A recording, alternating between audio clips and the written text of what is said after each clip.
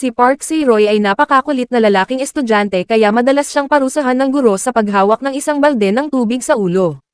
Pero sa loob nito ay may nakatago ding kabutihan sa kanyang puso. Hindi tulad kay John Won na madalas mangbuli ng mga kaklase. Si John Won ay second generation tycoon kaya walang naglalakas loob na hawakan siya. Nakita ni Si-roy ang eksena at agad na tumayo ngunit ang kaibigan niyang si Suha sa tabi niya ay mabilis na pinigilan siya at nagsabing huwag mong tangkaing hawakan ang lalaking ito, kung ayaw mong malagay sa panganib ang iyong pamilya. Nang hindi inaasahan, tumayo pa rin si Si-roy at agad pinagsabihan si John Won sa harap ng kanyang mga kaklase. Nakaramdam siya ng matinding kahihiyan kaya ipinagpatuloy ni John Won ang pagpapahirap sa kanyang kaibigan para patunayan ang kanyang sarili. Hinamon niya si Si-roy kung gusto niya ng away. Nang mag-aaway na sana ang dalawa ay biglang dumating ang guro. Natakot ang guro sa puwersa ng tycoon. Hindi ito pinansin ni John Won at patuloy pa ring sinasaktan ang kaibigan. Natakot ang guro at nagbulag-bulagan sa mga nangyari. Patuloy na hinahamon ni John Won si Si-roy, hanggang sa hindi na napigilan ni Si-roy ang sarili at agad na sinapak si John Won sa muka. Wala siyang kaalam-alam na ang ginawa niyang ito ay nagtulak sa kanyang buong pamilya sa panganib. Ang ama ni Si-roy ay nagtatrabaho sa kumpanya ng ama ni John Won. Agad na pinatawag ng manager ang ama ni Si-roy. Habang si Si-roy naman ay pinalo ng patpat ng kanyang guro. Nang makitang nahihirapan na si Si-roy ay yumuko ang punong guro at humingi ng paumanhin sa kanya. Sa sandaling ito ay dumating ang ama ni Si-roy at ang ama ni John Won na isang makapangyarihang tao. Napagtanto ng ama ni John Won na ang ama ni Si-roy ay nagtrabaho sa kanilang kumpanya sa loob ng maraming taon. Kaya ayaw niyang mapatalsik si Si-roy sa paaralan o mapunta sa kulungan. Ang ama ni Si-roy ay lubos na nagpapasalamat ngunit sinabi ng ama ni John Won na lumuhad si Si-roy at humingi ng tawad sa kanyang anak. Si Si-roy ay isang matuwid na tao at matigas ang ulo. Ang lumuhad at humingi ng tawad para sa kanya ay imposible. Sinabi niya na ang itinuro sa akin ng aking ama ay huwag babaan ang dignidad lalo't hindi naman niya kasalanan. Pagkarinig ng pangungusap na ito ay labis na ikinagalit ng ama ni John Won. Ngunit sa hindi inaasahang pagkakataon ay nakaramdam ng labis na tuwa ang ama ni Si-roy sa sinabi nito, labis niyang ipinagmamalaki ang pagkakaroon ng isang matuwid na anak. Lalong nagalit ang ama ni John Won at agad niyang tinanggal sa kumpanya ang tatay ni Si-roy. Labis na nalungkot si Si-roy dahil sa kanyang ginawa. Naitikom niya ang kanyang mga kamao ngunit wala na itong magagawa. Ang mag-ama ay pumunta sa kainan at ipinagtapat na sinabi niyang masaya siya.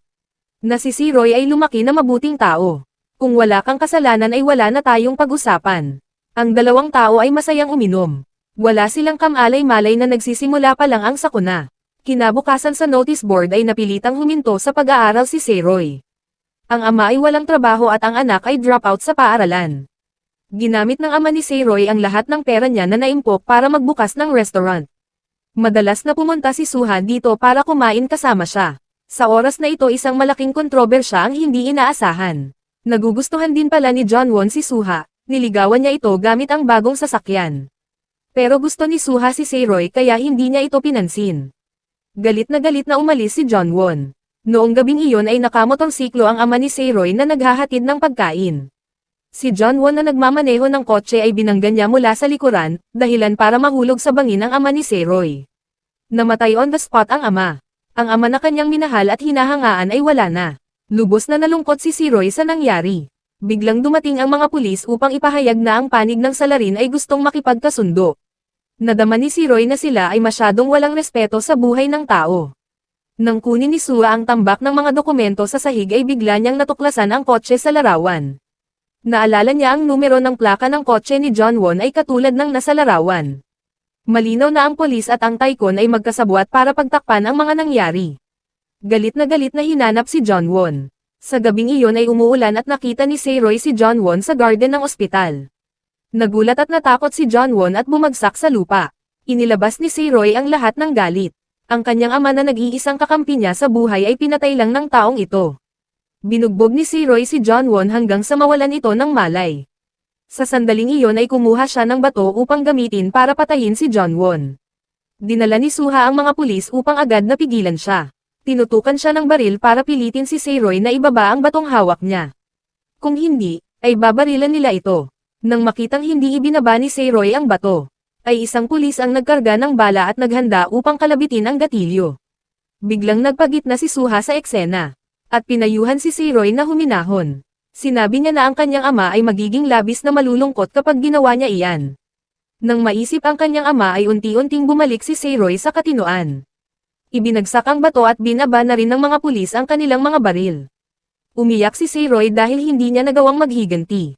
Pagkatapos ng insidenteng iyon ay dinala siya sa kulungan.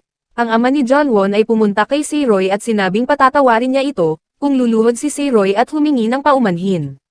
Nang marinig ito ni Seiroy ay agad na nagalit at sinabi na ang taong kailangang lumuhad ay ang iyong anak. Agad siyang binantaan ng ama ni John Won na papahirapan siya nito sa loob ng kulungan. Alam ng abogado at ng ama ni John Won na si Suha ay malapit na kaibigan ni Seiroy. Kaya agad nila itong pinatawag sa kanilang bahay. Dahil alam nilang walang sapat na pera ang babae para pumasok sa paaralan, kaya gusto nilang suhulan si Suha na tumstigo para sa kanyang anak.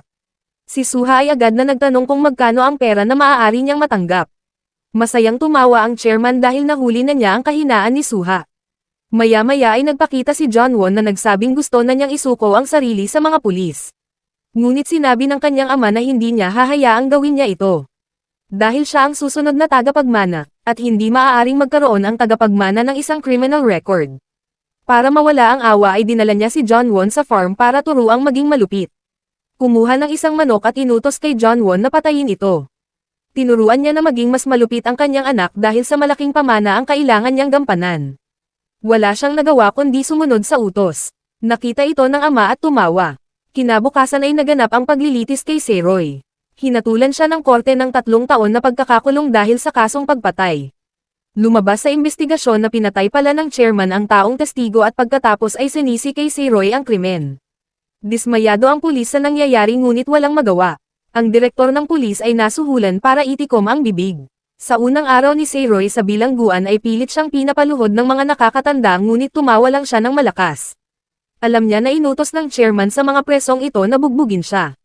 Si Suha ay bumisita at nakita niya ang bogbog saradong mukha ni Seiroy. Nakaramdam ito ng awa kaya, ipinagtapat niya ang lahat, sinabi niya na ako ang nagtaksil sa iyo para makakuha ng pera para makapag-aral.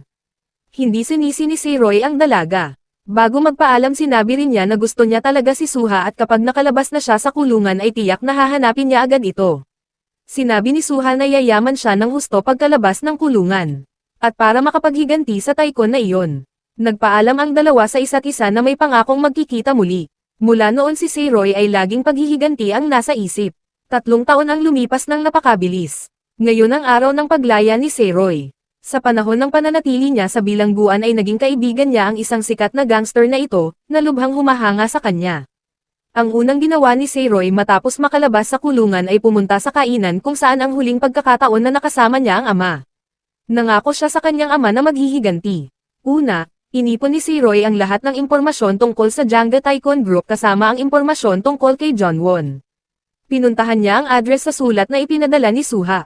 Sa isang abalang kalye na tinatawag na Taiwan sa araw na iyon ay nagdaraos ang kalye ng isang pagdiriwang kaya ito ay lubhang magulo. Habang nakatunganga si Seiroy ay biglang sumugod si Suha para yakapin siya. Nagulat si Seiroy at hindi makapaniwala, niyaya siya ni Suha para uminom.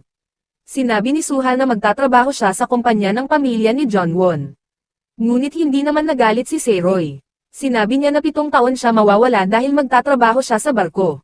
Medyo nalungkot si Suha dahil 7 taon silang hindi magkikita. Kinabukasan nagsimulang magtrabaho si Seiroy sa ocean liner. 7 taon ang mabilis na lumipas parang simoy ng hangin.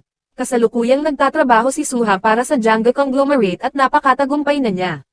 Mataas din ang respeto sa kanya ng chairman. Pati si John Won na 7 taon na rin nanliligaw sa kanya pero hindi pa rin makapasa dahil si Seiroy pa rin ang nasa puso ni Suha. Pagkatapos ng trabaho ay dali-dali siyang umalis sa kumpanya at pumunta sa Taiwan Street kung saan si Seiroy ay nangako na magkikita pagkatapos ng 7 taon. Kumikinang na mga mata ni Suha pagkatapos ng maraming taon ng paghihiwalay. Hindi niya inaasahan na ang pangarap ni Seiroy sa nakaraan na magbubukas ng isang restaurant ay nagkatotoo. Ang pangalan ng restaurant ay Danbam. Ngayon ang araw ng pagbubukas kaya lahat ay labis na excited. Sinong mag-aakalang pagkatapos maghapong nakaupo ay wala pa ring customer sa shop. Habang ang bayad sa pag-upa sa kalye ng Taiwan ay napakamahal. Sa tabi nito ay ang Taiwan High School. Ang grupo ng mga babaeng ito ay nambubuli ng ibang mga babae. Sa kasamaang palad sila ay nakatagpo ng batang babae na matigas ang ulo. Siya ay si Hiso. Kinuha na niya ng video ang ginagawang pambubuli at nag-post online. Biglang nag-viral ang video, at siya ay naging instant celebrity. Ngunit dahil sa clip na ito ang ibang magulang ay nagalit at sinampal si Jisoo.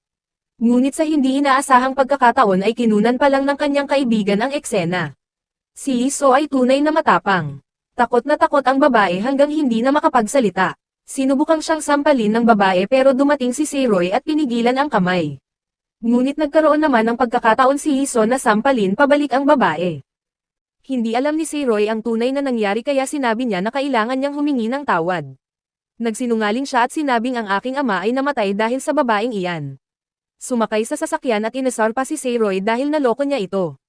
Ang personalidad ni Jisoo ay talagang pasaway katulad ni Seroy. Madalas niyang pinapasakit ang ulo ng prinsipal ngunit wala itong magawa. Kasabay nito ang paglalahad ni Jongwon ng planong magbubukas ng inuman sa kalye ng Itaewon. Nang hindi inaasahan ay tumutol dito si Suha. Nakita ng Pangulo na hindi makatwiran ang plano kaya pinunit niya ang papel at sinampal ito sa muka. Dahil ang iba nilang negosyo sa Itaewon ay 3 buwan nang nalulugi. Dahil doon, lahat ng negosyo nila sa Itaewon ay kay Suha na pinagkatiwala. Nagalit si Jongwon at pinagbantaan si Suha, pero pumalag ito at sinabing, "Sigurado ba na ikaw ang tagapagmana? Dahil ang iyong ama ay may isa pang anak sa labas. At ito ay ang kaibigan ni Jisoo na si Jongso." Sa kabilang banda ay makikita natin si Jisoo at Jongso na sumakay sa isang motorbike para pumunta sa Itaewon. Nang hindi inaasahan dahil sa biglang pagpreno ay lumipad sa ere si Jisoo at nagkataon naman na doon din si Seroy. Nang makita ang panganib ay mabilis siyang sumugod at sinubukan saluhin si Jisoo. Subalit nang makita niya ang mukha nito ay naalala niya ang babaeng walang modo. Pumunta ang kaibigan at tinanong kung may nasaktan. Magsasalita pa sana si Seroy pero bigla itong nawalan ng malay. Dinala nilang dalawa si Seroy sa ospital at sinabi na bumagsak ang katawan dahil sa sobrang pagtatrabaho. Nalaman ng Pangulo na nagbukas ng restaurant si Seroy sa Itaewon kaya inutusan niya si Suha na siraan ito. Naguluhan si Suha dahil mahal niya si Seroy pero kailangan din niya ng pera. Sa kabilang banda ay nagising na si Seroy sa pagkahilo. Sinabi ni Jisoo na ang kanyang ginagawa ay makaluman ng paraan. Kaya inalok niya na tuturuan siya kung paano mag-advertise sa social media para mas mabilis umunlad ang negosyo. Pero walang komento si Seroy at umalis. Noong gabing iyon si Jisoo at ang kanyang mga kaibigan ay pumunta sa Jangga Restaurant para ma-experience. Sobrang busy ng lugar dahil maraming customer. Sa loob ay napansin ni Suha, na mga minor edad pa ang mga ito kaya pinalabas. Napagdesisyonan ng tatlo na puntahan ang Danbam sa tapat lang nito. Sa pagpasok ay nakasalubong nila si Seroy. Dahil walang customer ay tinanggap pa rin nila kahit alam nila na underage pa ang mga ito. Si Jisoo ay umupo upang kumain. Napansin niya na kaya walang customer ay dahil luma na ang lugar. Samantala si Seroy ay nag-ikot-ikot upang malaman kung paano nakakaakit ang ibang restaurant ng mga customer. Habang nasa kalsada ay hindi sinasadyang makita siya ni Suha. Sinabi niya na hindi niya maintindihan kung bakit wala siyang customer sa loob ng 2 buwan. Pagdating nila sa Danbam Restaurant ay nakita ni Suha, ang mga minor edad na kumakain. Kaya agad siyang tumawag ng pulis. Sa loob ng restaurant ay nakita niya na ang mga kaibigan ni Jisoo ay walang respeto sa mga empleyado. Agad naman siyang sinaway ni Seroy dahil ito ay lasing. Pero pati siya ay nadamay. Hinawakan siya sa leeg at sinuntok. Sa hindi inaasahan ang empleyado ni Seroy ang natamaan. Gumanti ng suntok at nawalan ng malay ang binata. Kinuha niya ang kumukulong sabaw at binuhos sa kanyang paa. Sa oras na ito ay dumating ang mga pulis at sinabi na may nag-report na mayroon daw mga underage dito. Ang resulta ay inaresto silang lahat at dinala sa istasyon. Ang normal na parusa ay kailangan nilang magsara sa loob ng 2 buwan. Ikinagalit ito ng kasama. Sa sandaling ito si Jongwon ay nagpakita upang kunin ang kanyang kapatid ayon sa utos ng Taikon. Tumawa siya na parang baliw nang makita si Seroy na nabigo ng ganito. Nakita ng pulis na anak ito ng Taikon ay agad naman itong pinakawalan. Sinabi ni Seroy na bakit nila ito pakakawalan pareho naman silang may kasalanan. Dahil ba anak ito ng mayaman? Hindi maintindihan ni Seroy kung bakit takot ang mga pulis sa anak ng Taikon. Pagkatapos magsalita ay umalis ito. At agad naman siyang sinundan ni Jisoo. Sinabi sa kanya ni Jisoo na, "Nababaliw ka na ba? Ang pagsara ng 2 buwan ay hindi magre-resulta sa iyong pagkalugi." Lumapit si Jongwon at nagkwento kung paano niya pinatay ang tatay ni Seroy. Pinigilan ni Seroy ang sarili dahil ang pagkakamali sa nakaraan ay nagturo sa kanya ng aral. Sinusubukan ni Seroy na habaan ang pasensya ngunit si Jongwon ay labis na mayabang. Kaya sinabi ni Seroy na bubuksan niya ulit ang kaso ng kanyang ama at magbabayad ka sa iyong mga kasalanan. Nang marinig ito ay nakaramdam ng takot si Jongwon. Habang si Yizo naman ay nagsimulang maging interesado. At determinado siyang gawin ang lahat ng kanyang makakaya para matulungan siyang makapaghiganti. Agad na nag-online si Yizo at naghanap ng mga impormasyon tungkol sa kaso noong taon na iyon. Dumadaan siya araw-araw sa restaurant kahit na ito ay sarado. Makalipas ang isang linggo ay bagong taon na at lahat ay nagsama-sama para ipagdiwang ang bagong taon. Pumasok si Yizo sa isang bar upang ipakita ang kanyang ID card na siya ay 18 taon na. Kahit nakikipag-inuman siya sa kanyang mga kaibigan ay hindi siya masaya. Dahil naiisip niya si Seiroy ang taong tumulong sa kanya noong araw na iyon. Maliban sa kanya ay wala na siyang ibang naiisip. Sa kabilang banda, nagkita si Seiroy at Suha sa parehong bar. Hindi niya alam na ito ang nag-report sa kanya sa mga pulis dahilan para maisara ang kanyang restaurant sa loob ng 2 buwan. Pagkatapos uminom ay gusto na ni Yizo na umuwi. Pero sa pagkakataong ito ay hinabol siya ng manyakol na kainuman at gusto siyang tikman. Hindi niya ito pinansin ngunit patuloy pa rin siya sa panghaharas. Kaya hinagisan niya ng pera at pinalayas. Nakaramdam ang lalaki ng pang-iinsulto kaya agad niyang sinampal si Yizo. Sa sunod na pag-atake ay binalibag na siya ni Yizo sa lupa. Ngunit lalo itong nagalit, wala siyang magawa kundi tumakbo hanggang makarating sa maliit na eskinita. Pumasok siya sa banyo ng mga lalaki at dito ay nagkita muli sila ni Seiroy. Nahiya si Seiroy ngunit ngumiti lang si Yizo. Ilang sandali ay dumating na ang manyakol. Sinusubukan niyang kumalma pero gusto niyang kaladkarin si Yizo. Para makalusot ay nagpanggap ito na kanyang boyfriend. Pero nakita ni Seiroy ang sugat sa mukha ni Yizo kaya alam niya na may mali sa nangyayari. Sa pagkakataong ito ay humingi na nga ng tulong si Yizo. Kaya agad namang binugbog ni Seiroy ang bastos na lalaki. Pagkatapos ay lumabas silang dalawa at tumakas. Nagkataon naman na nakasalubong nila si Suha at sabay silang tumakbo. Nang tuluyan na silang nakalayo ay tinanong ni Seiroy si Yizo kung ayos lang ito. Nakaramdam naman ng selos si Suha at niyayang umuwi si Seiroy. Ngunit pinigilan sila ni Yizo dahil gusto niya pang yayain uminom si Seiroy para magpasalamat. At sinabi rin ni Yizo, natutulungan pa niya si Seiroy sa pag-promote ng kanyang negosyo sa Instagram. Nang kumuha ng tubig si Seiroy ay nag-usap ang dalawang babae. Sinabi ni Suha, na may gusto sa kanya si Seiroy noon pa man. Nang marinig ito ni Yizo, ay sinabi rin niya na gusto niya si Seiroy. At naging intense na nga ang pag-uusap.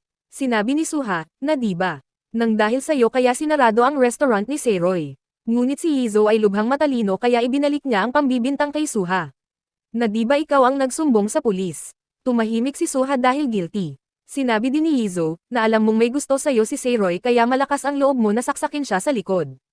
Inamin naman ni Suha ang ginawa at sinabing, kahit ano ang gawin ko ay gusto pa rin ako ni Seiroy. Nang makabalik na ang pogi ay sinabi na ni Suha ang totoo na siya ang nagsumbong sa pulis. Akala niya ay patatawarin siya ni Seiroy dahil gusto siya nito. Ngunit baliktad ang nangyari. Nadismaya si Seiroy sa pagtraidor sa kanya. Dahil sa sobrang kahihiyan ay kinuha niya ang bag at iniwan silang dalawa. Nanatili ang dalawa at patuloy sa pag-inom. Dito ay itinuro ni Yizo ang lahat ng mga diskarte na kailangan ng restaurant mula sa design, hanggang sa staff at menu. Bigla na lang nakatulog si Seiroy dahil sa kalasingan. Hindi maintindihan ni Yizo kung bakit nahulog ang loob nito sa kanya. Inakay niya ito at binigyan ng isang halik. Biglang nagising si Seiroy sa isang ospital wala itong maalala sa nangyari kagabi. Sa oras na ito ay nag-uusap si Yizo at ang kanyang nanay. Sinabi niya na may nagugustuhan siyang isang lalaki at sinabi niya na siya ngayon ay nasa mahirap na sitwasyon at may sama ng loob dahil pangalawa lang siya sa puso ng lalaki. Pinigilan siya ng kanyang nanay dahil takot na baka masaktan lang ito sa huli. Nag-iisip si Yizo kung itutuloy ba niya ito o ititigil na. Nag-flip siya ng barya, kapag tao ang lumabas ay titigil na ito. Tao ang lumabas ngunit nahulog, kaya kinonsider niya na kabaliktaran ito. Dali-dali siyang tumakbo papunta sa resto ni Seiroy nang makita ay lalo pa itong na-inlove. Nagpa siya si Yizo na siya ang magiging manager ng restaurant para matulungan siyang makamit ang hindi natapos na pangarap. Sa hindi inaasahang pangyayari ay dumating ang anak sa labas ng Taikon at gusto ring magtrabaho. Si John So ay anak sa labas kaya palagi siyang sinasaktan ni John Won habang ang ina ay sumama sa ibang lalaki kaya naiwan siyang mag-isa. Pati ang galit na Taikon ay pinalayas din siya. Sa loob ng maraming taon, si John So ay namuhay na parang ulila. Kailangan niyang gawin ang lahat para mabuhay. Nakita niya ang kabaitan ni Seiroy kaya gusto nitong magtrabaho para sa kanya. Ang buong restaurant ay may 5 tao. Sinabi ng isa, na ang ganito kaliit na resto ay hindi na kailangan ng manager. Ngunit mabilis na tinuro ni Yizo ang mga mali ng restaurant. Una, ang pag-serve ng pagkain ay hindi kaaya-ayang tingnan. At ang menu ay walang tipikal na pangalan na nagpapahirap sa customer na pumili. Isa pa, Ang resto ay dapat may design ang background para sa mga customer na naka-dine-in. Saka ang mga pagkain ay hindi maayos ang pagkaka-plating at nung tikman ang isang piraso ay nasuka ito. Pagkatapos marinig ang mga sinabi, ay labis na humanga si Seiroy sa kanya at agad siyang ginawang manager. Hiniling niya sa lahat na sundin ang bawat utos ni Yizo. Kasabay nito ay natuklasan ng chairman na ang babaeng direktor ay nakabenta ng maraming shares sa korporasyon. Sa ganito kadaming shares na nabili ng taong ito ay pwede siyang maging top shareholder at maaari na niyang paalisan sa trono ang chairman. Nag-aalala ang chairman kaya mabilis na pinuntahan ang babaeng direktor at tinanong kung sino ang taong ito. Sa resto, ay pinagiba ni Yizo ang pader sa gitna para mapalawak ang lugar. Ginamit niya ang talento sa pagdidesign para pagandahin ang paligid. Hindi nagtagal, ay napakaganda na ng lugar para sa lahat. Kinabukasan ang restaurant ay handa nang magbukas. Kumuha sila ng ilang mga litrato at nag-post sa social media para i-promote ang resto. Sikat si Yizo sa Instagram kaya maraming tao ang interesado kaya salamat sa kanya. Sumikip ang Danbam dahil maraming customer ang pumunta at may nakapila pa sa labas. Kahit sobrang busy ay masaya pa rin ang lahat. Galit na galit si Suha sa nakikita. Habang si Seiroy ay pinagmamalaki si Yizo dahil sobrang laki ang kinita nila sa araw na iyon. Kinabukasan, naglalakad ang chairman at si Suha sa Itaewon Street para suriin ang sitwasyon ng kanyang binuksan na resto. Sinabi ng chairman, na gusto kong pakasalan mo ang aking anak na si Jeonwon. Pero galit si Suha sa lalaking iyon kaya hindi na siya sumagot. Ilang sandali ay nadaanan nila ang Danbam Restaurant nang makita na maraming customer. Ay inutusan muli ng chairman si Suha na siraan ito. Kinabukasan, biglang nagreklamo ang customer na may buhok daw sa pagkain. Habang ang katabing lamesa ay nagreklamo din na overcooked daw ang pagkain nila. Sinisi nila ang chef dahil sa kapabayaan. Nang marinig ito ni Yizo ay galit na tinawag ang chef at sinabing mag-focus sa trabaho. Gusto niyang tanggalin ang chef para maiwasan na ipasara muli ang resto. Pinatawag ni Seiroy ang chef at tinanong kung may problema. Dahil mabait ito ay hindi niya ito pinaalis sa halip ay dinobol pa ang sahod. Sinabi ni Seiroy na magsikap siya para maging karapat dapat sa perang natanggap. Sa kabila ng lahat ay nagsalita siya para palakasin ang loob ng bawat isa. Sinabi niya na lahat tayo ay dapat na magkaisa at magsumikap. Hindi nasiyahan si Yizo sa desisyon ni Seiroy dahil hindi siya nito pinakinggan. Kinaumagahan, aksidenteng nakilala si Yizo ng grupo ng mga magkakaibigang bully.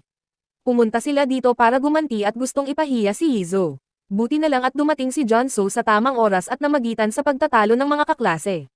Inamin niya na siya ang nagsumbong sa pulis ng pag-iinom nila ng gabing iyon. Na-realize ni Yizo na mali siya sa pambibintang kay Suha. Kaya sinampal niya ito. Sumugod ang kaibigan kaya nakatikim din ng sampal. Natakot ang isa at umatras. Gaya ng inaasahan si Yizo ay talagang palaban. Sa sumunod na araw, madalas chine-check ni Yizo ang mga luto ng chef at nagpasalamat dahil pinagbubuti nito ang kanyang trabaho. Gayunpaman ay naresolba na ang kanilang problema at tumaas muli ang benta. Habang nakaupo si Suha, ay naisip niya ang tanong ng chairman na kung saan siya papanig. Mahirap sa kanya ang magdesisyon kaya uminom na lang siya hanggang sa malasing. Habang naglalakad pa uwi ay aksidente niyang nabangga si Seiroy kasama ang buong grupo. Nang makita na ito ay personal na pag-uusap ay lumayo ang lahat at si Yizo lang ang naiwan. Ang lasing na si Suha, ay umamin kay Seiroy ng kanyang nararamdaman. Ang kumikinang na mata ni Suha ay tumatagos sa puso ni Seiroy. Biglang naging romantic ang paligid. Nang magtutukaan na ang dalawa sa harap ni Yizo ay tinakpan niya ang bibig ni Suha at tinulak bago pa dumampi ang kanilang mga labi. Napahiya si Suha, at agad na nanahimik. Ngunit gusto niyang asarin si Yizo kaya sinabi niya na gusto niyang kumain kasama ang buong grupo ni Seiroy. Hindi makatanggi si Seiroy kaya pumayag. Dahil dito ay naiilang ang lahat sa pag-uusap. Nagsalita si Suha, na ang dahilan kung bakit matagumpay ang Janga Group ay dahil nag-ooperate sila sa pamamagitan ng restaurant chain. At ang chairman mismo ang lumikha ng recipe kung kaya't sila ay naging matagumpay. Agad na inihayag ni Seiroy ang kanyang plano na gagawin niya na mas malaking franchise chain ang Danbam Restaurant kaysa sa Janga Group. Nang marinig ito, ay nasabik ang buong grupo. Lahat sila ay nagtaas ng baso upang maisakatuparan ang pangarap na ito. Pagkatapos ng inuman, si Suha at Yizo ay nagkaroon ulit ng madamdaming pag-uusap. Dito ay sinabi ni Yizo, na gusto niya talaga si Seiroy at kung sino man ang humadlang sa kanya ay gagamit siya ng kahit na anong paraan para sirain ang taong iyon. Ngunit hindi nagpasindak si Suha. At sinabi na kung gusto mo talaga siya ay maglalaban tayo hanggang sa huli.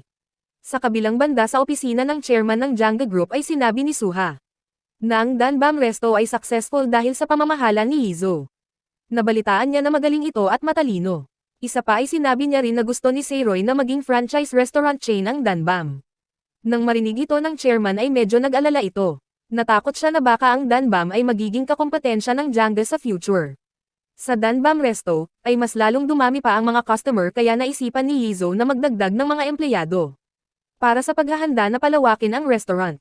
Sa halip na sweldohan ay bibigyan siya ng 20% na komisyon.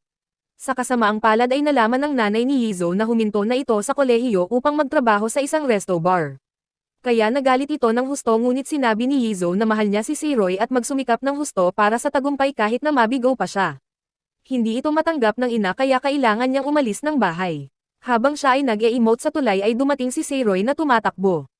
Alam niya na pinalayas siya ng kanyang ina dahil huminto ito sa kolehiyo para magtrabaho kasama niya.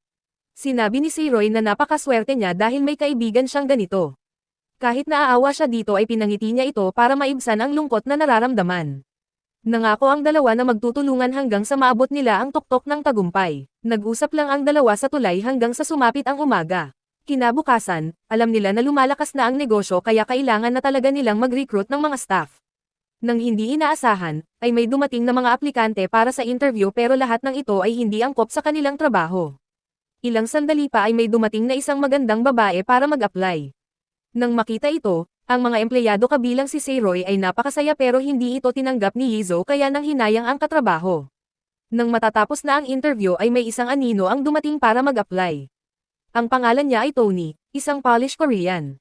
Sa palagay ni Yizo ay angkop siya sa trabaho kaya agad itong tinanggap.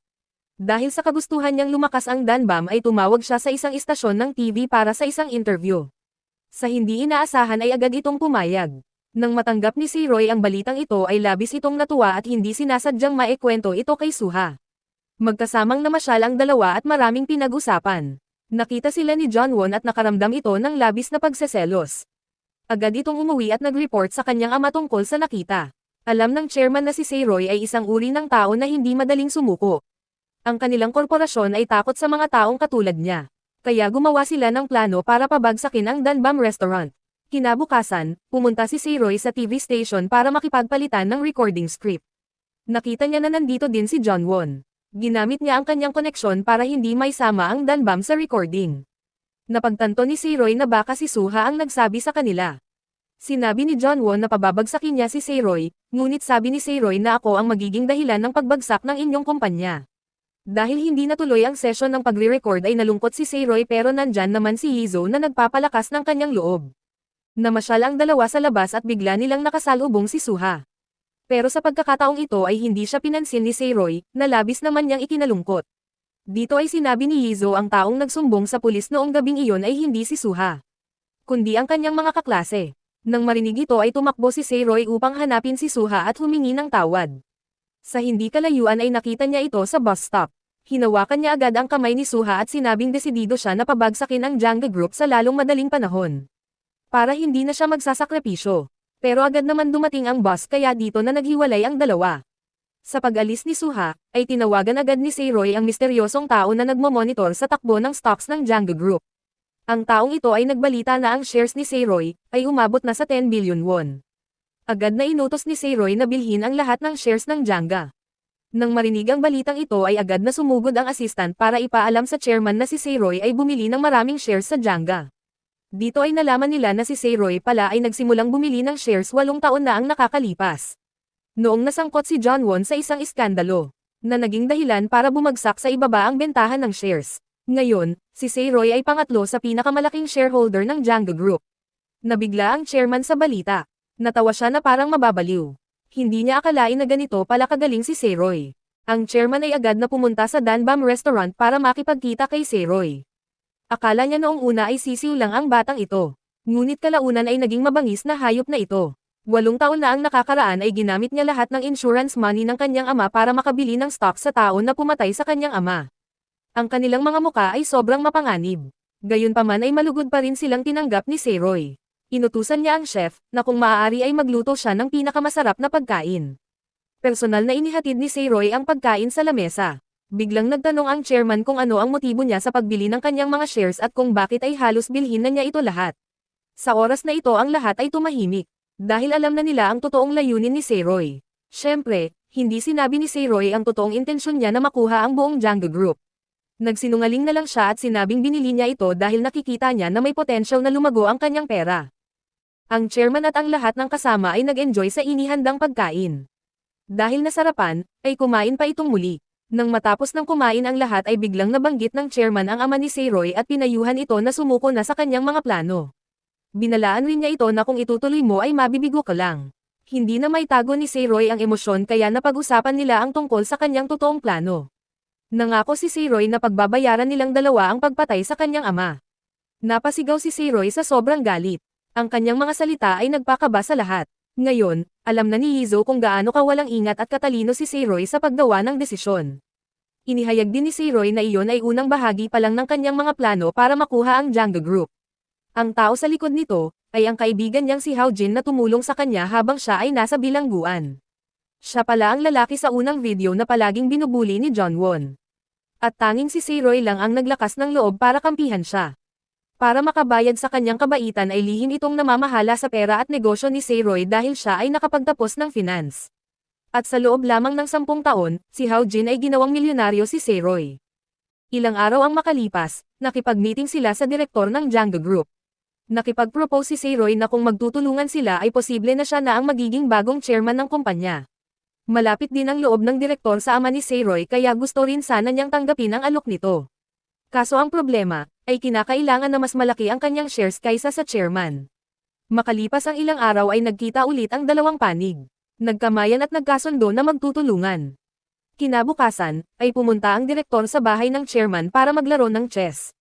Pinayuhan niya ang chairman na wag ipamana ang kumpanya sa pasaway niyang anak sa halip ay pumili siya ng mabuting tao na mamumuno sa grupo.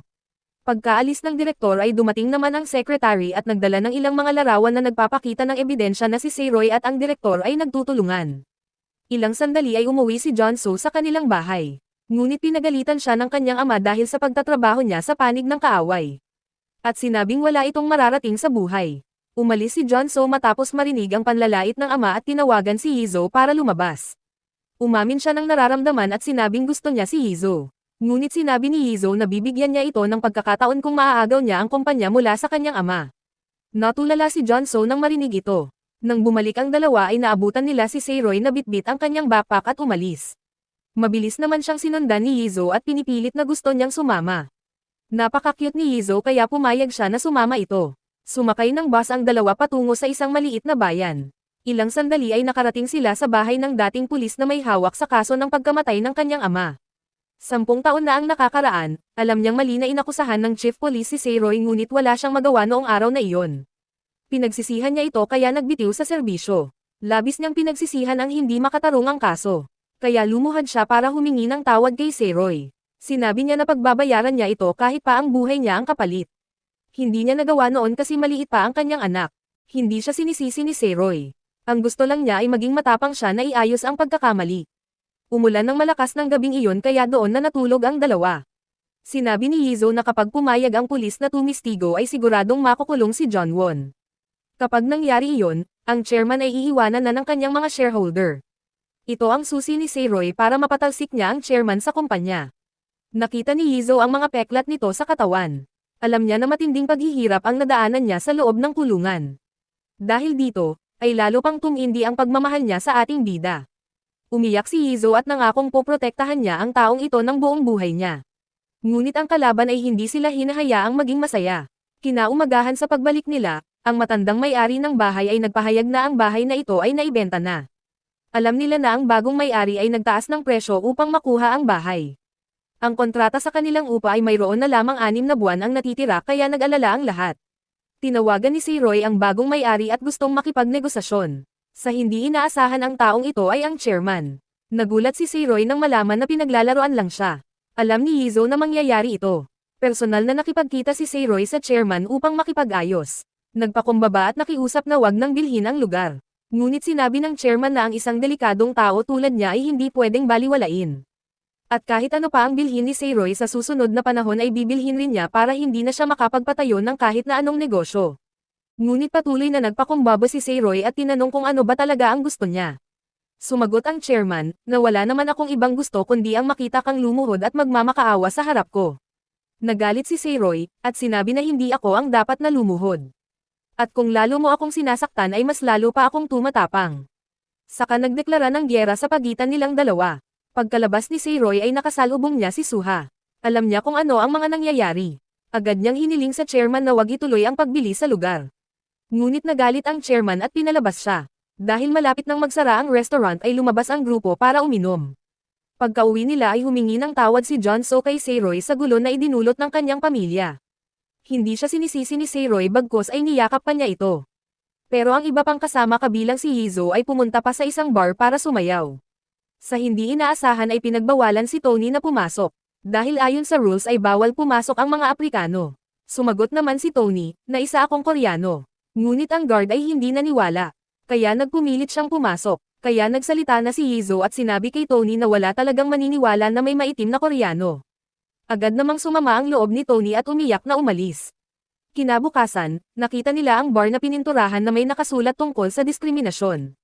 Si John So ay nagtapat kay Yizo sa kanyang desisyon na magre-resign sa trabaho ayon sa utos ng kanyang ama. Dahil nagmakaawa siya na wag nang ituloy ang pagbili sa resto. Nalungkot si Yizo nang marinig ito at nagpasalamat. Si John So ay tuluyan nang ang nag-resign. Dahil dito ang resto ay hindi na muling guguluhin pa ng Django Group. Ngunit si Seiroy ay hindi pumayag dahil ayaw niya na may tao na magsasakripisyo para sa kanya. Sinabi ni Yizo na tama lang ang desisyon ni John So. Kaya biglang nagalit si Seiroy at tinanggal ang manager badge ni Yizo. At galit niyang sinabi na, kung ganyan ang ugali mo ay hindi ka karapat dapat na maging manager. Kaya nakipagtalo si Yizo at sinabing, sinakripisyo ko ang kinabukasan ko para sa restaurant tapos ganito lang ang gagawin mo. Ngunit sa hindi inaasahan ay mas lalong nagalit si Seiroy dahil wala siyang pakialam sa nararamdaman ng iba. Pero nagmatigas si Yizo, at kahit pa natanggalin pa daw siya ay siya pa rin ang magiging manager ng resto. Nang marinig ito, ay nagulat si Seiroy sa determinasyon ni Yizo at nagpa siya na bibili na lang ng bagong pwesto. Na-realize ni Yizo na mali ang kanyang ginawa at naisip niya na babaguhin na niya ang kanyang pag-uugali. Agad niyang pinuntahan si John So para humingi ng tawad. Ngunit ginamit ni John So ang pagkakataong ito para masabi ang nararamdaman niya kay Yizo. Sumagot naman agad si Yizo na iisa lang ang taong laman ng puso niya ngayon. At yun ay si Seiroy. Ang sumunod ay nag-post si Yizo ng isang article tungkol sa racism. At ang artikulong ito ay nakatanggap ng maraming suporta sa mga tao. Nang makita ang post ay agad namang bumalik si Tony at si Yizo naman ay nangakong tutulungan siya na mag-apply ng Korean citizenship. Nang makitang nagbago na nga si Yizo ay naging masaya ang lahat. Proud na proud si Seiroy sa accomplishment ni Yizo, kaya ibinalik na niya ang manager badge nito. At tanging si John So lang ang malungkot sa araw na iyon. Sa kabilang banda, nag-report ang secretary na bumili si Seiroy ng bahay sa Itaewon. At agad naman itong ikinapanek ng chairman. Dahil tumaas ang presyo ng bawat shares ng Django Group, ay inutos ni Seiroy na ibenta ang iba sa kanyang shares sa mas mataas na halaga para makabili ng mas malaking bahay. At ang buong grupo ay magkasamang nag-renovate ng bagong pwesto. Ilang sandali, isang matanda ang dumating at nagsabi kay Seiroy na ang bahay na ito ay napakamalas. At ang lahat ng negosyo na itinayo dito ay nagresulta sa pagkalugi. Nang marinig ang balitang ito ay medyo kinabahan ang lahat. Upang matulungan ang bagong restaurant si Yizo ay nag-live sa social media upang mabilis na sumikat. Nalaman ng chairman na kung sino talaga ang utak sa mabilis na pag-unlad ng restaurant ni Seiroy. Kaya inimbitahan niya si Yizo na dumalo sa press conference ng Django Group. Habang nagtatalumpati pa ang chairman tungkol sa kumpanya ay itinaas ni Yizo ang kanyang kamay para magsalita. Sinadya niya na tanungin ang chairman kung may pagkakataon pa ba na malampasan ng ibang kumpanya ang Django Group. Galit na sumagot ang chairman na habang siya ay nabubuhay ay walang makakatalo sa Django. Bumilib siya sa katapangan ni Yizo. Habang paalis na ito ay agad naman siyang tinawag ng secretary at dinala sa isang private room para kausapin ng chairman. Inimbitahan siya ng chairman na kumain sa isang 5-star restaurant at inalok itong magtrabaho para sa Django Group. At ang sahod ay mas mataas ng 10 beses kaysa sa binabayad sa kanya ni Seiroy.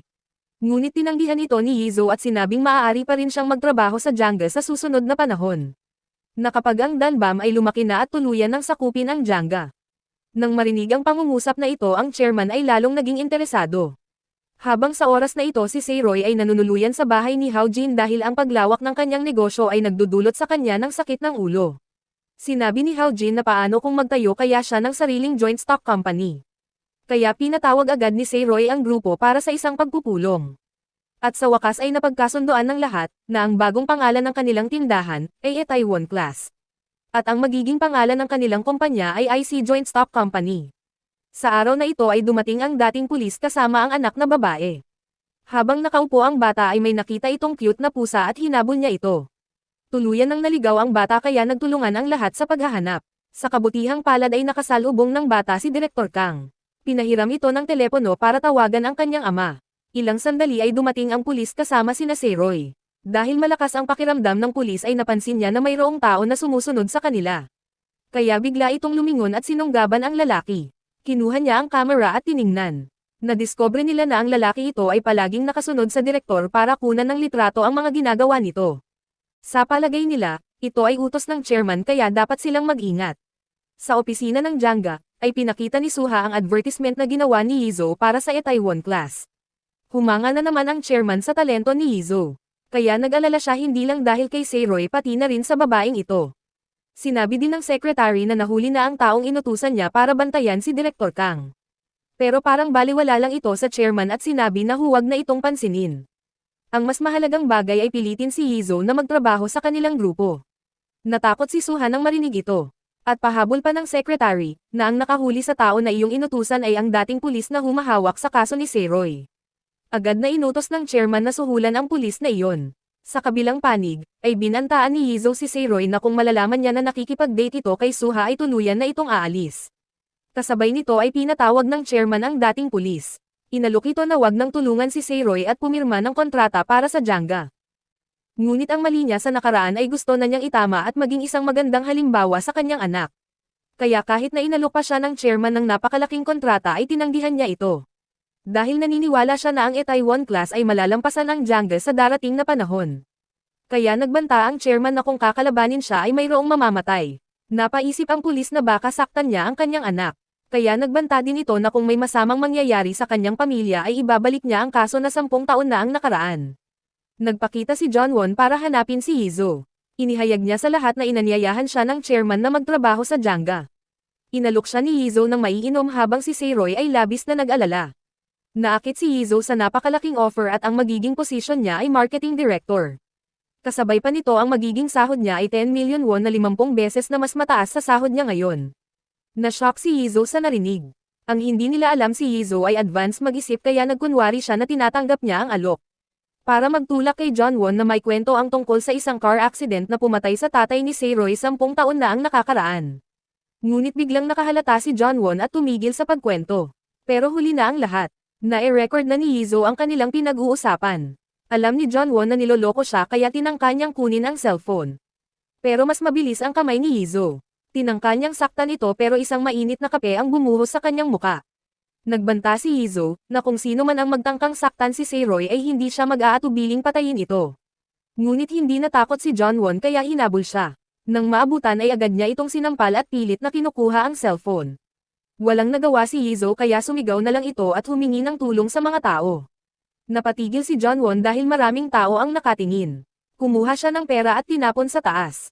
Ang lahat ng tao ay abala sa pagpulot ng pera kaya hindi na sila pinansin. Ngunit sa oras na siya ay nasa panganib ay biglang dumadating ang kanyang superhero. Nang makita ni Seroy ang sugatang mukha ni Yizo ay galit na galit at gustong manakit. Ngunit pinigilan ito ni Yizo dahil may parating na mga pulis. At agad naman dinampot si John Won. Niyakap siya ni Seroy at ito ang unang pagkakataon na nakaramdam siya ng sobrang saya. Kahit na ito ay sugatan. Sinabi ni Yizo na dumating na ang oras. Pinost niya online ang pag-uusap nila ni John Won at ito ay pumukaw sa opinyon ng publiko na nagdulot ng pagbagsak ng shares ng Janga Group. Galit na galit ang chairman at binugbog ang mapanirang anak. Dahil dito ay nakaramdam si John Won ng labis na kahihiyan. Nakita ng direktor ang mga pasa sa kanyang muka. Kahit na naaawa ay hindi niya maaaring kampihan ito. Pumunta ang direktor para makipagkita sa grupo ni Seroy. Sinabi ni Yizo, dahil bumabagsak na ang presyo ng stocks at habang nagkakagulo pa ang mga shareholders ay ito na ang tamang panahon na paalisin sa pwesto ang chairman. Para mas lalong epektibo ay dapat na tumistigo muna ang dating pulis. Kinaumagahan, ay pinuntahan agad nila ang bahay ng dating pulis ngunit kasalukuyang nawawala ang kanyang anak. Nakita ng direktor na nakaupo lang ito sa isang lugar. Nalaman pala niya ang mali na ginawa ng kanyang ama 10 taon na ang nakakaraan kaya umalis ito ng bahay. Nakita ni Seroy na may problema pa ang mag-ama ay naisip nito na ipagpaliban na muna ang pagkumbinsi sa kanya na tumistigo. Sa pagbalik nila, sinabi ni Yizo ang pangalawa nilang opsyon para mapabagsak ang chairman. At ito ay sa oras na ipagtanggol ng chairman ang kanyang anak sa maling paraan. Sa parehong oras ay nakipagpulong ang chairman sa kanyang abogado para humingi ng payo kung ano ang dapat gawin. Pero iminungkahi ni Suha, na ang magandang gawin ay ipakulong si John Won para malinis ang pangalan ng kumpanya. Dahil kung pagtataksilan siya ng direktor, ang chairman ay matatanggal sa pwesto. Ngunit hindi pumayag ang chairman, at ang sabi niya ay mas gugustuhin pa niyang mawala ang kumpanya kaysa sa kanyang anak. At mabilis namang binalita ito ni Suha sa direktor at kay Seroy. Umaayon ang lahat sa kanilang plano. Agad na nagsagawa ng internal meeting ang direktor para imungkahi ang pagpapatalsik sa chairman. Wala silang kaalam-alam na hinuhuli lang sila ng chairman. Kinabukasan, sa pagpupulong ng mga shareholders ay hindi inaasahan na magbabago ang sitwasyon. Biglang sinabi ng chairman ang buong katotohanan noong taong iyon. At sumang-ayon na ipadala ang kanyang anak sa kulungan para isalba ang posisyon sa kumpanya. Tuluyan namang gumuho ang kanilang plano sa pagpapatalsik sa chairman. Kasabay nito ang paghatid kay John Won para sumuko. Ganun pa man, nang marinig ang balita ay agad itong bumaba ng sasakyan at tumakbo hanggang sa makarating sa press conference ng kanyang ama. Nakita ni John Won na pinagtaksilan siya ng kanyang ama alang-alang sa kaligtasan ng posisyon. Habang naluluha si John Won ay umalis naman ang kanyang ama na walang makikitang emosyon sa kanyang muka. Pinatawag ng chairman ang direktor para sabihin ang mga salitang, "Masyado pa kayong bata para pabagsakin ang bitiranong katulad ko." Agad niyang pinababa sa pwesto ang direktor at doon na lang daw magtrabaho sa kumpanya ng mga talunan. Ang kabiguan na ito ay nagdulot sa kanya ng kahinaan ng loob. Ngayon, ang tanging pag-asa niya para makabangon muli ay si Seroy. Sa araw ng paglilitis, naapatunayan na si John Won ang pumatay sa tatay ni Seroy. Kaya nasintensyahan siya ng 7 taon na pagkakakulong. Ganun pa man, parang baliwala lang ito sa chairman dahil para sa kanya ang posisyon ang mas importante.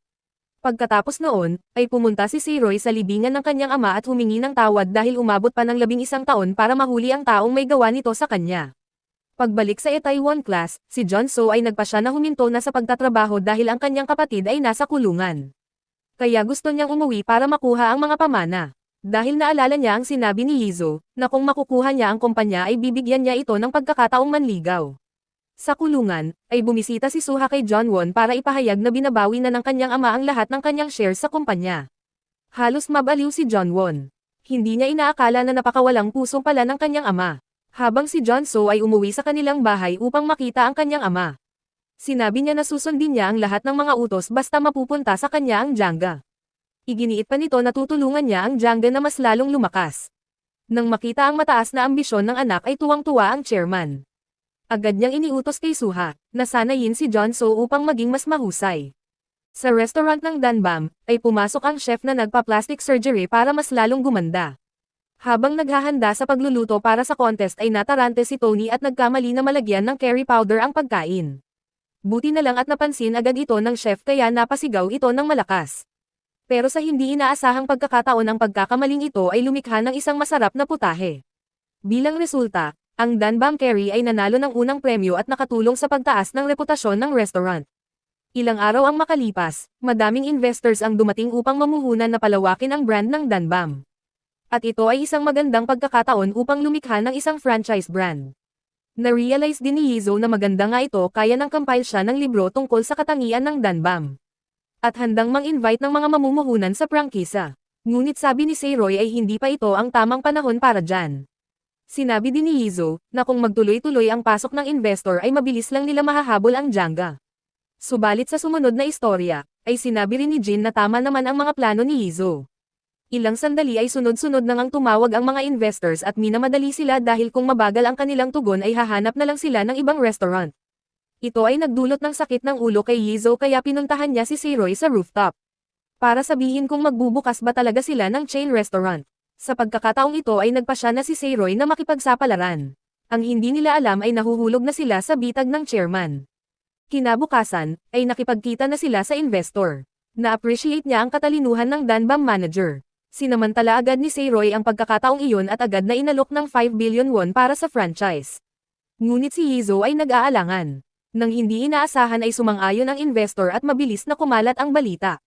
Na nakaakit ng marami pang mga investor na gustong mamuhunan. Sa unang araw, ay nakalikom agad sila ng 10 billion won na investment. Umabot sa mahigit 50 katao ang nagparehistro para sa pagbubukas ng restaurant. Sa gabing iyon, pagbalik ng kanilang grupo ay bigla nilang nakita ang isang sugatan na matandang babae. Isinugod nila ito sa ospital para magamot. Nang hindi na naman inaasahan, nalaman nila na siya pala ay ang lola ni Tony. Pinakita ni Tony ang litrato ng kanyang nawawalang ama. Sinabi ng matanda na anak niya ang lalaking nasa larawan. At namatay ito sa isang aksidente sa trapiko maraming taon na ang nakakaraan. Sa sumunod na eksena, ay dumating na ang araw ng pangalawang yugto ng kompetisyon sa pagluluto. Ang chef ng bawat restaurant ay nagpapakitang gilas sa programa. Ang Danbam ay magluluto ng kanilang signature dish na soft tofu soup, at ang niluto naman ng Janga ay fermented soybeans. Natikman na ni John So ang dalawang putahe na iyon kaya mukhang alam na niya na matatalo ang Janga. At sa inaasahan ay nanalo nga sa pangalawang pagkakataon ang Danbam. At lahat ng tao sa grupo ni Seiroy ay tuwang-tuwa. Habang ang grupo ni Suha ay sobrang nanlumo. Pagkatapos ng kompetisyon ay inanyayahan sila ni Seiroy na kumain. Hinawakan agad ni Suha ang braso ni Seiroy at naunang maglakad. Nainis si Yizo at pinaghiwalay ang dalawa. Masayang naghihinuman ang lahat at naglaro ng Truth or Consequence game. Napakamalas ni Yizo dahil siya ang unang tinuro ng bote. Tinanong siya ni John So, na kung makukuha ko na ba ang Janga ay mamahalin mo na ba ako? Agad namang sumagot ng oo si Yizo dahil nangako ito. Ang sumunod na itinuro ng bote ay si Seiroy.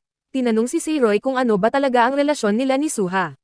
Sumagot si Seiroy, na wala naman basta mahal ko siya. Biglang sumakit ang puso ni Yizo. Ngunit nagpahabol pa ng tanong si John So na kung ano ang tingin niya kay Yizo. Nakakalungkot na sagot ni Seiroy ay isa siyang nakakabatang kapatid na babae. Nang marinig ito ay hindi napigilan ni Yizo na umiyak. Sinakripisyo niya ang lahat para sa kanya pero ngayon ay nakakaramdam siya ng sakit. Dahil nahihiya ay mabilis itong tumayo at umalis. Agad naman siyang sinundan ni Seiroy. Nasaktan si Yizo at hindi na maitago ang nararamdaman. Habang tumutulo ang luha sa kanyang mga mata ay paulit-ulit niyang sinabi kay Seiroy na mahal kita, mahal kita. Mahal kita, mahal kita higit pa sa anumang bagay sa mundo. Sa nakaraang 2 taon ay isinuko ko ang lahat para sa iyo kasama na ang pag-drop out sa kolehiyo at paglalayas ko ng bahay. Sa pag-aakalang mamahalin mo rin ako. Ngunit walang maisip si Seiroy na magandang sagot. Sa huli, ay umalis si Yizo na may luha sa kanyang mga mata. Bumagsak ang mga nyebe, na animoy nakikiramay sa kanya. Labis na nasaktan si Yizo at umiyak ng umiyak sa gitna ng kalye. Habang sa opisina ng Janga, ay nagalit ang chairman dahil sa sunod-sunod nilang pagkatalo sa cooking contest. Sinabi ng chairman, na pag natalo pa sila sa huling pagkakataon ay tatanggalan niya si John So ng karapatan na maging tagapagmana. Agad namang hiniling ni John So sa kanyang ama na ibigay sa kanya ang mga detalye ng programa. Nangako siya na mananalo na sila sa final round. Pagkatapos ng contest, ang Danbam ay mas lalong sumikip kumpara sa dati. Dahil sa mga customer na labas-pasok dito. Habang si Yizo, ay nagpas siyang magpahinga muna sandali. Dahil dito, ay malinaw na nauunawaan ni Seiroy ang kahalagahan ni Yizo. Nang mabalitaan ni John So na hindi na nagtatrabaho si Yizo ay agad niya itong pinaalam sa kanyang ama. Kinaumagahan, nang dumating si Seiroy sa opisina ay walang natira. Lahat ng mga investors ay sabay-sabay na nag-withdraw ng kanilang mga investment. Ito ay naging dahilan upang ang Danbam ay malapit ng mabankrupt. Sa hindi inaasahan ang isang investor pala ay tauhan ng chairman na inutusan niya para sirain ang Danbam. Habang ang 50 maliliit na investor ay sabay na pumunta ng Danbam upang kanselahin ang kanilang mga kontrata.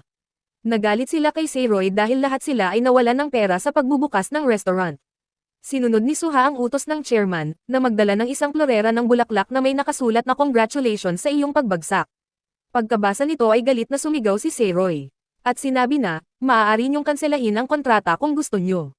Meron akong sapat na pera para bayaran kayong lahat. Ngunit ang pinakaimportante sa pagnenegosyo ay tiwala. Kung nagtitiwala kayo sa akin ay maaari niyo pa rin akong suportahan hanggang sa itinakdang oras. Ang mga salita na iyon ni Seiroy ay nagpatahimik sa lahat. Ngunit hindi na alam ni Seiroy kung saan kukuha ng pera para magpatuloy. Kaya pinayuhan siya ni Suha na tumakas na lang at mamuhay ng masaya kasama siya. Gusto na sanang sumuko ni Seiroy. Ngunit nakatanggap siya ng tawag mula kay Yizo, at sinabing sasamahan siya nito na lumaban hanggang sa huli. Dahil doon ay lumakas ulit ang loob ni Seiroy. Sa sumunod na araw, ay bumalik na si Yizo sa trabaho. Ang mahalaga ngayon ay humanap ng bagong investor. Ayon sa listahan ay mayroong 70 taong gulang na real estate tycoon ang gustong mag-invest. Nagulat sila na ito pala ay ang lola ni Tony. Siya rin ang taong tumulong sa chairman ng Janga para umunlad. Ang matandang babae ay pumunta sa Danbam kasama ang direktor. Tinanong niya si Seiroy kung kailangan niya ng tulong. Ngunit tinanggihan ni Seiroy ang alok ng matanda. Nagalit ang lola at pinagalitan siya sa sobrang taas ng kanyang pride at hindi marunong magpakumbaba. Sinabi din niya na mabibigo ka sa ganyang pag-uugali at saka umalis. Pati ang direktor ay nadismaya din kay Seroy. Kinagabihan, tiningnan niya ang buong staff na pagod sa pagtatrabaho buong araw at gabi. Naiintindihan ni Seroy na kaya naghihirap sila dahil sa kanyang mataas na pride. Kaya naisip niyang tawagan si Tony para gumawa ng appointment para makausap ang kanyang lola. Ngunit sinabihan siya ni Tony na umalis ito papunta sa Jedo Island. Kaya tinawagan na lang niya si Yizo. Ngunit ang matandang katabi niya ang sumagot ng tawag at sinabi ng paulit-ulit na isa itong tanga. Nakiusap si Seroy na kung maaari pa ba itong mag-invest. Pumayag ang matanda sa isang kondisyon. Kailangan nilang manalo sa final round ng cooking contest. Kumpiyansa si Seroy na siguradong mananalo sila. Pero ang buhay ay hindi ganon kadali. Si John So ay gusto ding manalo para maging tagapagmana. At bigla siyang nakaisip ng isang maruming paraan. Nakiusap siya kay Suha, na ihayag niya sa publiko na ang chef ng Danbam ay isang transgender. Kinabukasan, nang papunta sila si Roy at ang chef sa lugar ng kompetisyon ay sabay din na kumalat sa internet ang balita na isa siyang transgender. Agad namang pinakita ng kasama sa kanilang dalawa ang balita. Ang lahat ng tao sa loob ng studio ay pinag-uusapan siya. Hindi niya maiwasang masaktan kaya tumalikod ito at umalis. Siyempre, si John So ang dahilan ng lahat. Sinuhulan niya ang mga mamahayag para ipagkalat ang sekreto. Ngunit nang mapunta si chef sa banyo ng mga babae ay pinalabas nila ito. Nang natagpuan siya ni Seroy sa banyo ng mga lalaki ay nagbigay siya ng payo mula sa kaibuturan ng kanyang puso. Sinabi ni Seroy, na kapag sumuko ka ay mas lalo ka pa nilang tatapakan. Kaya, kailangan mong manalo para patunayan sa lahat na matatag ka. Nang marinig ang mga salitang ito ay lumakas muli ang loob ng chef. Akala ng mga tao sa loob ng studio ay sumuko na ito. Kaya sinabi ni John So, na simulan na ang programa kahit wala ang representative ng Danbam. Ngunit biglang bumukas ang pinto at taas noong pumasok ang chef na napaka-confident ang itsura. Nagsimulang makaramdam ng pagkahilo si John So. Nag-umpisa ang programa sa pagdating ng chef ng Danbam. At ang inaasahan ng lahat, siya ay nakalikhang muli ng kakaiba at napakasarap na putahe. Sabik na naghihintay ang lahat sa resulta. At sinabi na nga ng mga hurado na ang chef ng Danbam ang nagwagi sa final cooking contest ng mga restaurant. Isang hindi maipaliwanag na kasiyahan ang nadarama ng lahat at kamanghamanghang panalo. Alam ng chairman ang ginawa ni John Won kaya hindi ito pinagalitan. Sa halip ay pinuri pa niya ito dahil marunong na siyang gumamit ng kapangyarihan para sa mas mataas na ambisyon. Ngunit sa sandaling ito ay dumating si Yizo at agad na sinampal si John So. Umaasa siya na magkakaroon siya ng pag-asa kaya tuluyan na itong naging masama. At gagawin ang lahat para mahalin siya ni Yizo. Walang magawa si Yizo dahil pareho ang takbo ng kanilang utak. Kaya mabilis itong umuwi para salubungin si Seroy dahil siya lang ang nagpapasaya sa kanya. Dahil nanalo sila sa contest ay pinuntahan nila ang matanda para pumirma ng kontrata. Sa oras na ito, ay desidido na si Seroy na paunlarin pa ang restaurant para umabot sa buong mundo at hindi lang sa Korea. Kumalat ang balita na nakatanggap ang Danbam ng 30 billion won na investment at pinag-uusapan sa internet. Nagdulot ito kay John So ng kalungkutan. Kaya tinanong niya si Suha, kung paano niya mapapabagsak si Seroy. Isa lang ang paraan para mapabagsak siya at pareho sila ng iniisip ng kanyang ama. Sa pagpupulong, ay nag-announce ang chairman na si John So na ang bagong chairman ng Janga. Ang balita ng pagmana ay mabilis na kumalat sa pahayagan at nakarating kay John Won sa bilangguan. Araw-araw siyang nagsasanay para humanda sa araw ng kanyang paglaya. Makalipas ang 4 na taon, ang IC company ni Seroy ay umunlad na ng tuluyan. At si Yizo ay mas lalo pang gumanda. Si Seroy ngayon ay ang pangkalahatang direktor ng 12 ng maliliit na kumpanya. Sa pagpupulong, ang mga pinuno ay nahaharap sa maraming problema na kailangang lutasin. Buti na lang andyan si Yizo, na ginamit ang katalinuhan at nagbahagi ng mga idea para matulungan ang iba. At sumang-ayon naman ang lahat, habang si John So ay nakabalik na rin matapos ang 4 na taong pag-aaral sa ibang bansa. Kumpiyansa na siyang nakatayo sa harap ng mga board of directors para ihayag ang kanyang mga plano. Sabi niya, ay gusto niyang bumili ng murang kalsada at i-upgrade ito tulad ng Itaewon Street at ibenta sa mas mataas na presyo. At ang inaasahang kikitain nito ay hindi bababa sa 400 billion won. Agad namang sumang-ayon ang chairman nang marinig ito. Dahil nakikita niya kay John So na ito ay madiskarte. Kaya inutusan siya na sirain ang IC Corporation.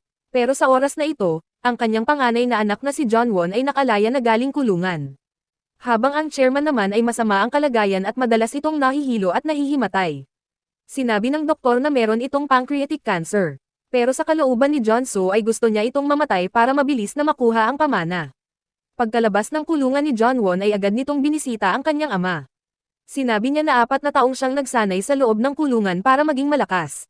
Diretsong sinabi ni John So sa kanyang ama na bago pa ito mamatay ay pumili na ng tagapagmana. Dahil alam niya sa sarili niya na lamang siya kaysa kay John Won. Sa kabilang banda, lumabas si Roy at Suha para maghapunan. Ngunit biglang tumawag si Hao Jin na may importanteng sasabihin kaya agad itong umalis. Pagdating ay pinagsabihan niya si Roy sa pagiging tanga. Dahil siya ang presidente ng IC Corporation pero nakikipag-date siya sa direktor ng kalabang kumpanya. Nakalimutan mo na ba ang nangyari sa iyong ama? Nag-aalala si Hao Jin dahil nakalaya na si John Won at ang chairman ay malapit nang mamatay.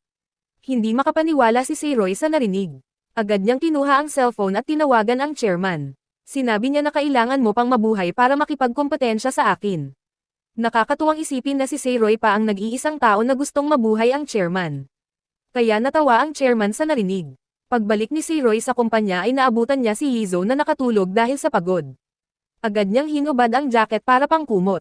Kinaumagahan, nagpulong ang lahat para pag-usapan kung sino ang tagapagmana ng Janga. Sinabi ni Hao Jin na kapag si John So ang naging chairman ay delikado ito para sa kanila kaya kailangan nila itong pigilan. Kaya si Yizo ay gumawa ng plano. Una, ay dapat matanggal si John So bilang CEO at siya ang papalit. Dahil si Yizo ay may shares din sa Janga. Ang plano ay maganda kaya sumang-ayon ang lahat. Habang si Yizo at Roy na lang ang natira para pag-usapan ang plano. Ay biglang tumawag si Suha para yayain siyang kumain. Ngunit tinanggihan ito ni Roy dahil busy pa siya. Natuwa si Yizo dahil parang nagkakaroon na ng pagtingin sa kanya si Roy. Ngunit sa kumpanya ng Janga, ay tila alam na ng chairman kung ano ang plano ng grupo ni Roy kaya agad siyang nag-isip ng paraan. Habang sila Yizo ay araw-araw na kinakausap ang mga shareholders ng Janga. Ginagawa niya ang lahat ng kanyang makakaya para makumbinsi na pumanig sa kanila. Nang ma-realize nila na sobrang galing ni Yizo ay halos lahat sila ay nagugustuhan siya. Nagkita muli sina Roy at Suha. Tinanong niya si Roy kung may gusto pa ba ito sa kanya. Pero sa oras na ito ay dumating din si Yizo at nakita ang dalawa. Sobrang na-disappoint siya kay Roy at agad na umalis. Gusto sana siyang habulin ni Roy ngunit pinigilan naman siya ni Suha. Pero nagpatuloy pa rin siya sa pagsunod kay Yizo.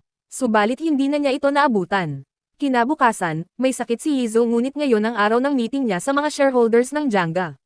Kaya pinilit niya ang sarili, dahilan para bumagsak ito at mahimatay. Nagpatuloy ang pagpupulong nang wala si Yizo. Dahil dito, hindi siya na-appoint bilang maging CEO. Ngunit walang pakialam si Roy at nagmamadaling pumunta sa ospital para bisitahin si Yizo. Sa kagustuhan niyang matulungan si Roy ay nag-isip agad ito ng bagong plano. Ngunit pinigilan siya ni Roy at sinabing magpahinga muna o tatanggalin siya. Pagkasabi nito ay agad itong umalis. Sinundan siya ng isa sa kanyang empleyado at sinabi kay Roy na isa itong bulag dahil hindi niya nakikita ang mga sakripisyo na ginagawa ni Yizo para sa kanya. Natauhan si Roy sa kanyang mga sinabi habang nakatingin sa isang kwintas na gustong-gusto ni Yizo. Agad siyang pumasok para bilhin.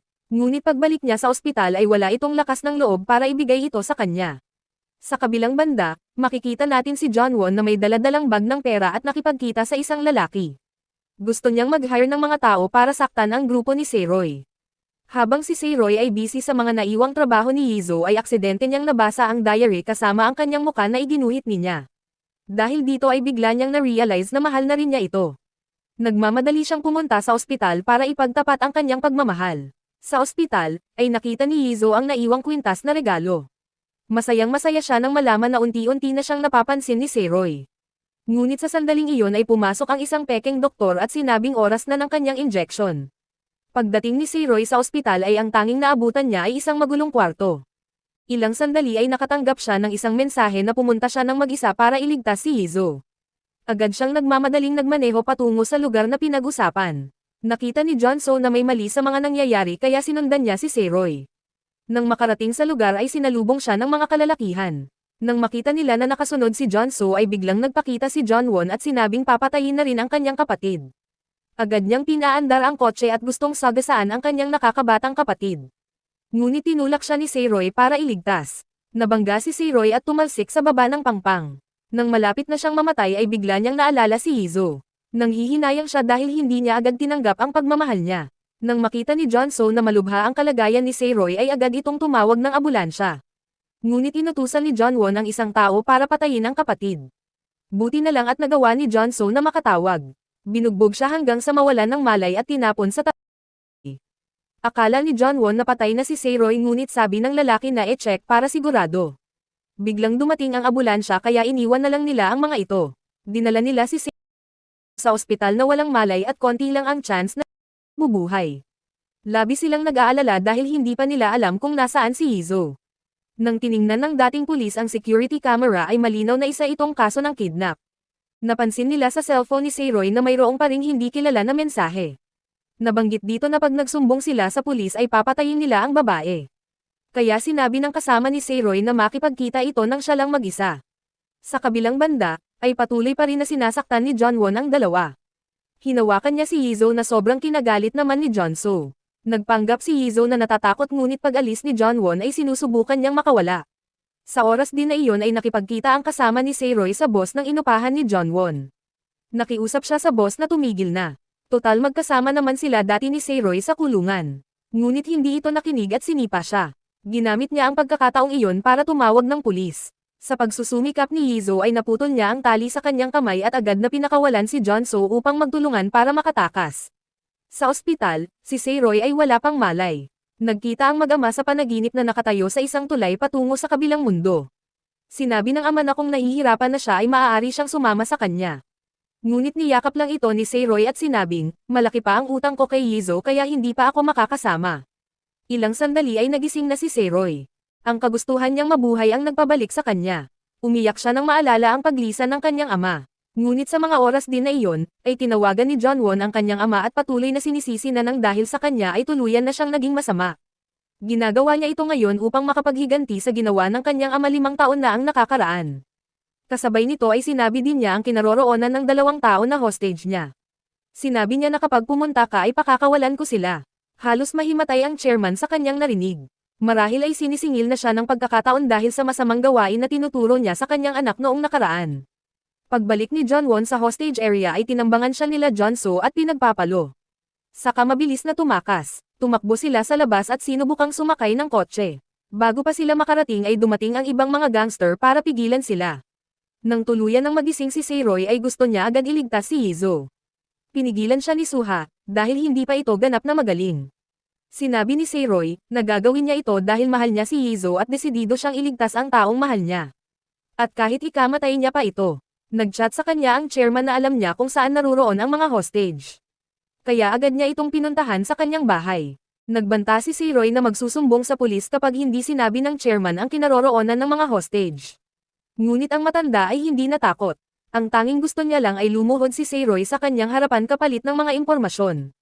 Para kay Yizo, ay binaba niya ang kanyang pride at lumuhod. Nang makita ito ng chairman ay tumawa ito na parang baliw dahil natupad na ang matagal na niyang pangarap na matalo si Seiroy. Ayon sa napagkasundoan ay sinulat ng chairman ang lokasyon ng kinaroroonan ng kanyang anak. Tumayo si Seiroy at sinabing, simula ngayon hindi na ikaw ang mortal kong kaaway.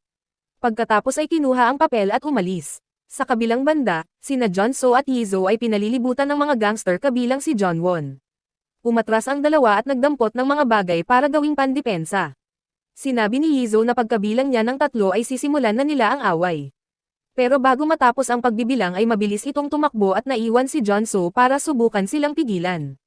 Dahil mahal niya si Yizo ay inubos niya ang natitirang lakas para pigilan ang mga kaaway. Bago patapusin ng boss si John So ay pinigilan ito ni John Won dahil may natitira pa itong konsensya. At hindi niya kayang makita na pinapatay ang kanyang kapatid. Sumakay sila ng kotse para habulin si Yizo. Ngunit bago pa nila ito mabangga ay lumihis ito ng daan. Hinabol siya ng 2 lalaki habang si John Won ay sumakay ulit ng kotse para salubungin siya. Tumakbo ng tumakbo si Yizo na nawawalan na ng pag-asa. Ngunit sa sandaling ito ay parating na rin si Seiroy. Inapakan niya ang accelerator at pinabilis ang takbo patungo sa sasakyan ng kalaban. Wala masyadong nangyari sa sasakyan nila Seiroy kaya ligtas ang dalawa.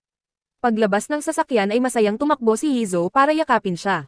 Sabay nito ay dumating din ang boss at si John Won. Nakiusap si Seiroy sa boss na kung pwede ay umatras na lang. Alang-alang sa pinagsamahan nila sa kulungan. Bumaba ang kasama ni Seiroy para harangan ang dalawa. Lumaban siya ng buong lakas ngunit ang boss lang ang humarap sa kanya. Habang si John Won ay sumakay sa sasakyan para habulin sina Seiroy. Ngunit dahil sa mga sugat ay sumakit ang katawan ni Seiroy dahilan para hindi na makatakbo. Huminto siya at sinabing mahal niya si Yizo. Nagyakapan ang dalawa sa gitna ng kalsada. Habang si John Won ay humaharurot papunta sa kanila. Galit na kumuha ng bato si Seiroy at binato sa sasakyan kaya agad itong huminto. Sinabihan niya si Yizo na mauna na at magsumbong sa mga pulis.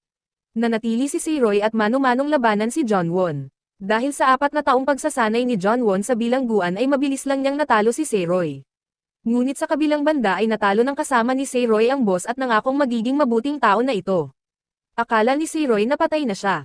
Pero dahil sa pag-iisip na iligtas si Yizo ay bigla itong nagkaroon ng karagdagang lakas at pinabagsak si John Won. Ilang sandali pa ay dumating na si Yizo kasama ang mga pulis at masayang nagyakapan ang dalawa. Kinabukasan, ay dinala ni Suha at binigay sa mga pulis ang lahat ng ebidensya tungkol sa mga krimen na ginawa ng Janga. Dahil dito ay agad nilang hinalughog ang buong bahay ng chairman. Lahat ay inimbestigahan pati ang pananakot at panunuhol na ginagawa nila. Inamin naman ng chairman ang mga kasalanan na ginawa niya. Dahil malapit na rin naman itong mamatay. Pero sinabi ng secretary na gusto ng mga shareholders na kanselahin ang kanilang kontrata. Kaya nagdulot ito sa Janga ng pagka-bankrupt at kinakailangan nilang ibenta ang kumpanya. Nataranta ang chairman dahil mawawala sa kanya ang lahat. Kaya humingi siya ng tulong kung kani-kanino ngunit wala nang naniniwala sa kanya.